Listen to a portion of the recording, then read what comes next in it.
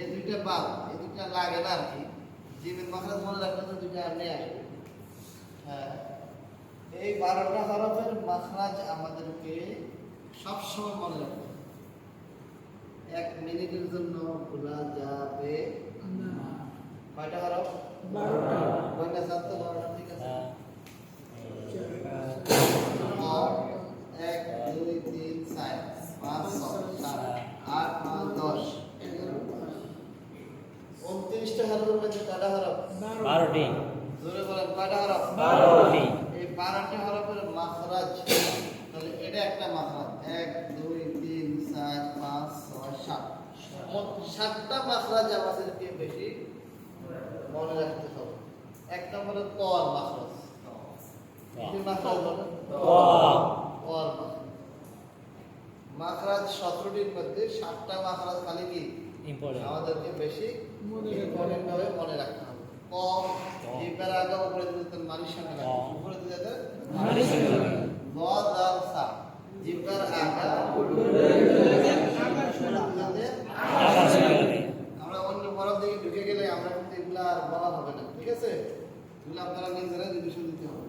আইন হলকের মধ্যভাগে আইন এরপরে জিহ্বার মধ্যভাগ, জিহ্বার মধ্যভাগ, তারপরে গয় খ এটাও আছে, তবে এটা হয়ে যায়, ঠিক আছে? আচ্ছা, এরপরে সদ সিন সা, এটা হলো আপনার বেশি মনে থাকে না, ভুলে যায় মানুষ। জিহ্বার আগা এই কোনদিকে খেয়াল করতেছেন আপনারা?